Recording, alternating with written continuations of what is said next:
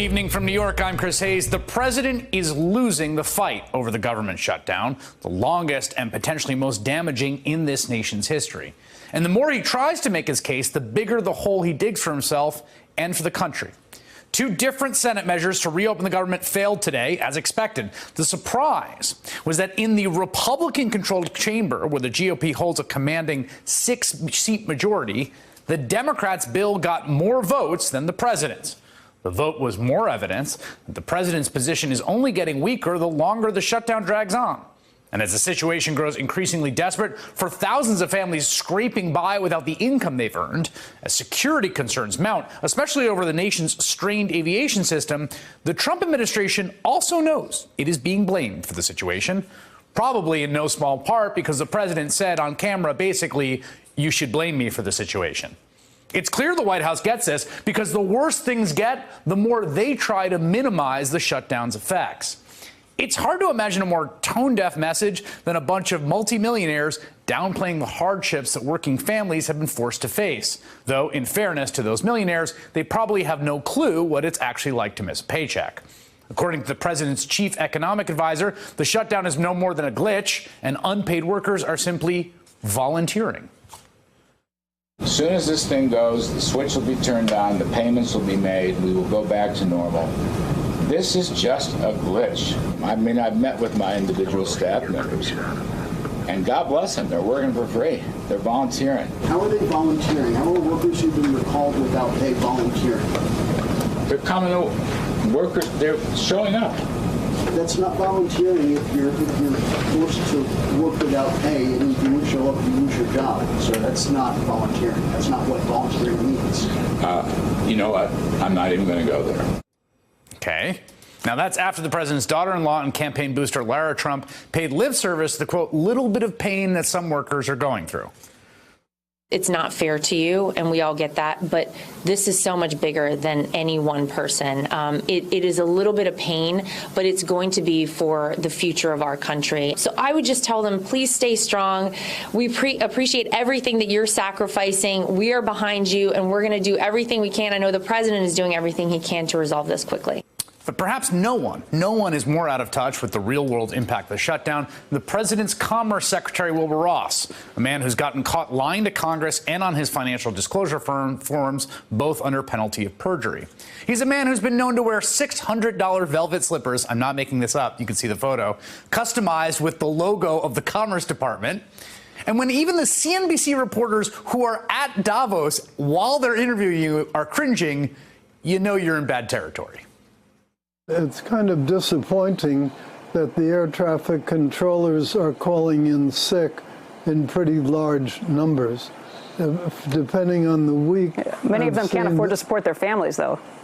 Well, remember this, they are eventually going to be paid. The banks and the credit unions should be making credit available to them. When you think about it, these are basically government-guaranteed loans, because the government has committed these folks will get their back pay once this whole thing gets settled down. So there really is not a good excuse why there really should be a liquidity crisis. Put it in perspective, you're talking about 800,000 workers, and while I feel sorry for the individuals that have hardship cases, 800,000 workers, if they never got their pay, which is not the case, they will eventually get it. But if they never got it, you're talking about 1/3% on our GDP. So it's not like it's a gigantic number overall. Mr. Secretary, Mr. Secretary, there are reports that there are some federal workers who are going to homeless shelters to get food. Well, I know they are, and I don't really quite understand why. I'm not surprised you don't understand why. I can't imagine a better person to react to all this than Senator Elizabeth Warren, who's been the scourge of the Davos set since she was the special advisor for the Consumer Financial Protection Bureau in the Obama administration. She is now running to be the next president of the United States. Senator, welcome. I know you have a big announcement about a wealth tax, and I want to dig into that because I think it relates in many ways to what we're seeing. But I wanted to first get your reaction both to Wilbur Ross and then what the president had to say defending Wilbur Ross's remarks. Take a listen. I haven't heard the statement, but I do understand that perhaps he should have said it differently. Local people know who they are when they go for groceries and everything else. And I think what Wilbur is probably trying to say is that they will work along. I know banks are working along. If you have mortgages, the mortgagees, the folks collecting the interest and all of those things, they work along. And that's what happens in time like this. They know the people, they've been dealing with them for years, and they work along. The grocery store, and I think that's probably what Wilbur Ross meant, but I haven't seen a statement, no. What do you make of that? You know, this is the kind of thing that just reminds you, these folks have never lived paycheck to paycheck, and they have no understanding of what the lives are like for people who expect to get a paycheck regularly, go out, work for it, and build their whole budgets around that, build their whole lives around that. And instead, you know, for Donald Trump, for Wilbur Ross, 800,000 federal workers are just pawns in a political game for them. That is fundamentally wrong. It's wrong in human terms, and it's the kind of thing that just makes us realize these are not the guys who should be running our government. I want to ask you one more follow-up on this. The first book of yours I read, which is called The Two-Income Trap, which you co-wrote with your daughter, it's a really interesting book, is literally about the situation these workers are facing, right? It's about the fact that steady jobs in America still find themselves stretched, still don't have savings. That's right. Why is it that there's such a representational gap in this country between those people and their lived reality and what the Commerce Secretary and the President and so much of the sort of Washington class says? So I'm glad you asked about it, because Two-Income Trap, you're exactly right. This is a book I wrote in the early 2000s with my daughter. And what we talk about in that is how many tens of millions of families live their lives so close to the financial edge. And contrary to popular wisdom at the time we wrote this book, it's not because they overspend, because they have affluenza, which is what people were writing about at the time. It's because flat wages and rising expenses for housing, for health insurance, to educate your kids, had just put a terrible squeeze on families. And that squeeze has gotten worse.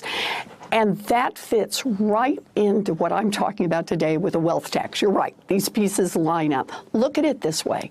For years now, for decades now, rich people have gone to Washington and said, just tilt the playing field in our favor just a little bit.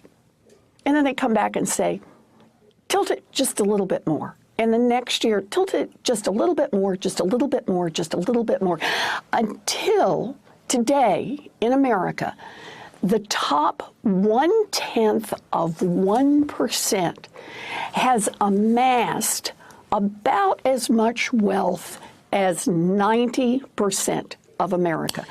Upper middle class, working poor, and the poor.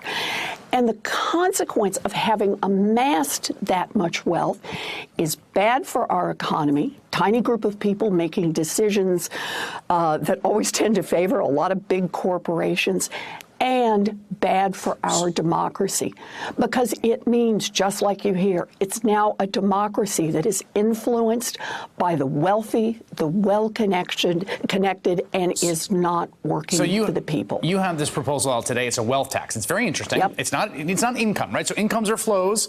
You know, money coming into people a year, and that's usually how we tax things. Wealth is sitting there. It's a stock. It's a thing that's sitting there, and a wealth tax is a novel idea in the American context. It's on the very richest households with $50 million or more in assets. It's about 75,000 households. It would bring in a lot of money, $275 billion a year. So this is a lot. There's also a tax for billionaires.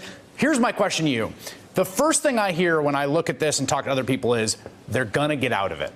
If you pass this and you try to go to Wilbur Ross's assets, or you try to come after Donald Trump's assets, or any of these people, they are going to find a way to get out of it. What do you say to them?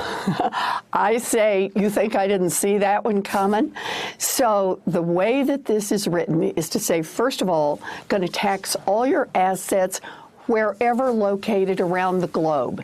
So if you were planning to move them to Switzerland or some island, doesn't make any difference. They are all going to be taxed.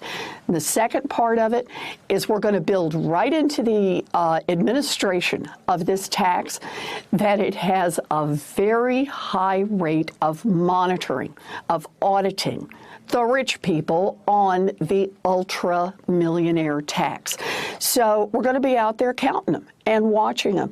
And the third part of it is, once you identify these assets, it's actually not that complicated and hard, because unlike some other places that tried to build this one isn't going to have a bunch of exceptions.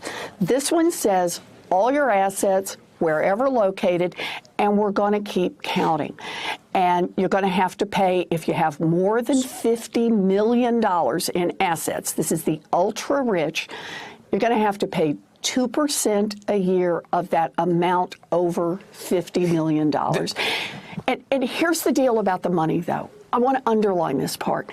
It's to use that money to build opportunity for the rest of America.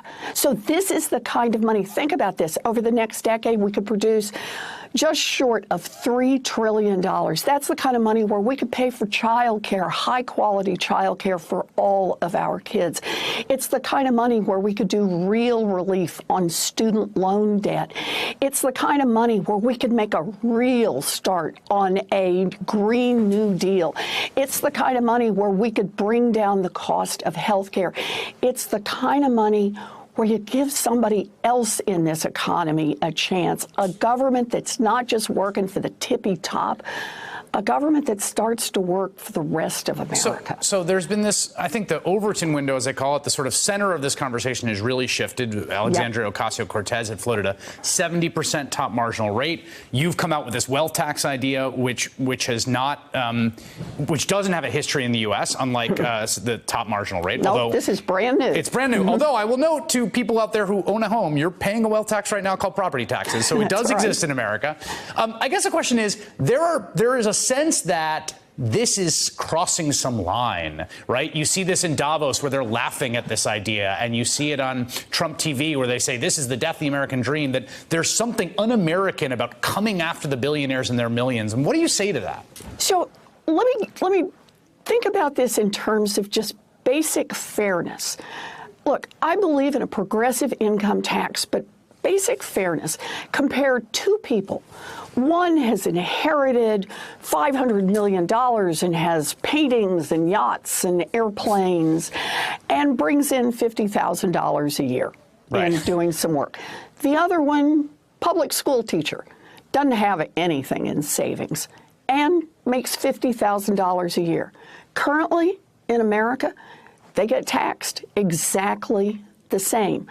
That's a tax system that is really helping the rich and the powerful. Wait a second, though. I don't want to get too weedsy, but the person who's sitting on $500 million has some passive income coming off those that they're going to pay some taxes on. Not if they have paintings, not if they have... Okay, right. Yes. Yeah. But the only point I'm trying to make... and they have all their money in slippers and paintings. Exactly right. Exactly. Yeah, he has it all in slippers. But the real point is, when we're only taxing income, we're taxing two people who may have the same income, but are in wildly different economic circumstances. And here's the deal. Think about the lead up to this. Rich folks, for a long time, have been pushing Washington. They've been lobbying Washington. They've been making campaign contributions. They've been doing bought and paid for experts to get all of the rules just tilted a little more and a little more and a little more in their favor. That's how they've amassed this wealth. And that's how it is that it has gotten so wildly out of proportion. I understand not everybody's going to make the same. I get that. But we are now in an America where 1/10 of 1% has about the same wealth as 90% of America. And here's the deal. 40% of America today can't come up with $400 in an emergency. And that's why folks are in the red line. That's right. That is not an economy that is sustainable, and it's not a democracy that's sustainable. I want to ask you, before I let you go, because you're here and you've got a shutdown that's happening right now, which is where we started this conversation. Yep. There's some talk of some movement. The White House seems to be aware now that it is for lack of a better word, getting its butt kicked on this. What do you see happening? What's your sense? You're in the Senate. Look, the Republicans in the Senate have made clear that they are afraid of Donald Trump. They're not willing to cross him. So the question is, when is Donald Trump going to feel enough pressure that he's going to get this government back and running? Because that has to be the starting point for anything. People are hurting. We need the government functioning. The idea that there are tens of thousands of people who are working and not getting paid, that's not what we do in this country. And thousands and thousands and thousands more who have been locked out of work and can't get paid, that's not what we do in this country. Our federal workers are not pawns in Donald Trump's political game. We need to get this government open. All right, Elizabeth Warren is the senator from Massachusetts, also running for president this year. Thank you for making some time and stopping by. I appreciate it. Thank you for having me. Hey there, I'm Chris Hayes from MSNBC. Thanks for watching MSNBC on YouTube. If you want to keep up to date with the videos we're putting out, you can click subscribe just below me or click over on this list to see lots of other great videos.